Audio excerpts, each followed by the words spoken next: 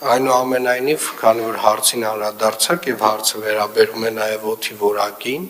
Տիկին Հայկազյան, մի փոքր կներկայացնեք իրավիճակը օդի որակի վերաբերյալ։ Ինչ պատկեր ունենք այս պահին։ Պարոն քաղաքապետ, երեկվանից սկսած տարածաշրջան է ներթափանցել հյուսիսից քամի, որի արդյունքում տեսանելիորեն նաև մեր տվիչների 181 տվիչները ցույց են տալիս, որ օդի որակի զգալի բարելավում է տեղի ունեցել, զգալի այնքանով, որ համադրելի է ամառվա ցուցանիշների հետ։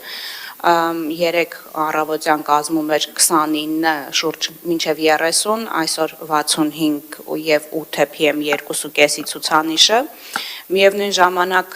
երբ շարունակաբար ներկայացնում ենք օդի որակի մասին տեղեկատվություն եւ նշում ենք, որ այո եւ մարդածին եւ բնական ուրեմն ազդեցությունների հետևանք է տիրող իրավիճակը, նշեմ, որ առաջիկա ավականու նիստով, այսինքն չենք միայն բավարարվում նրանով, որ կա ցիկլոն կամ անտիցիկլոն, ավականու նիստով երկու ավականու որոշման մեջ լրացուցիչ փոփոխություններ ենք ներկայացնելու, նվազեցնելու մարդածին աղբյուրներից արտանետումները, մեկը վերաբերելու է ավականու 405N որոշմանը եւ լրացուցիչ սահմանափակումներ են կիրառվելու շինհրապարակների նկատմամբ եւ երկրորդը 48N ավականու որոշման մեջ լրացուցիչ փոփոխություններ են, դա պարտադիր բարեկարգման նորմերն են, որոնք կիրառելի ենք դարձնելու նաեւ հանքավայրերի վերաբերյալ։ Շնորհակալություն Տիկին Հայկազյան, այսինքն պարոն Խոջյան, դուք քաղաքում շինարարությունը չեք կանգնեցրել, չէ՞։ Ոչ։ Պարոն Հարությունյան, դուք քաղաքում ավտոմեքենաները բոլորը չեք արգելել, չէ՞։ Ոչ։ Պարոն Բեգոյան, դուք շարունակում եք ձեր ծրագրերը եւ դժվար թե հազարավոր հեկտարներով կանաչապատ նոր տարածք ստեղծած լինեք քաղաքում։ Շատ լավ, հարգելի գործընկերներ, սիրելի երևանցիներ, իրականում օդի որակի խնդիրը Երևան քաղաքում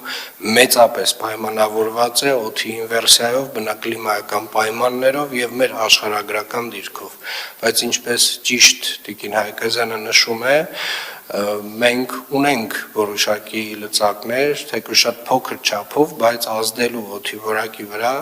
եւ այդ առումով ամբողջապես այն աշխատանքները, որոնք որ արվում են, կարծում եմ, այն որոշակի ազդեցություն թողնելու են, բայց ինչ վերաբերում է գլոբալ փոփոխություններին, մենք այնուամենայնիվ պետք է շարունակաբար դիտարկենք մեծ ծավալով կանաչապատման աշխատանքները Երևան քաղաքից դուրս, որպեսզի կարողանանք թեկուզ որոշակի պատնեշ ստեղծել այն քամիների համար, որոնք որ բերում են այդ սմոգը, այդ օդը դեպի քաղաք, շատ դժվար բան եմ ասում, բայց կարծում եմ իրագործելի բան է եւ այդ ուղղությամբ պետք է աշխատենք։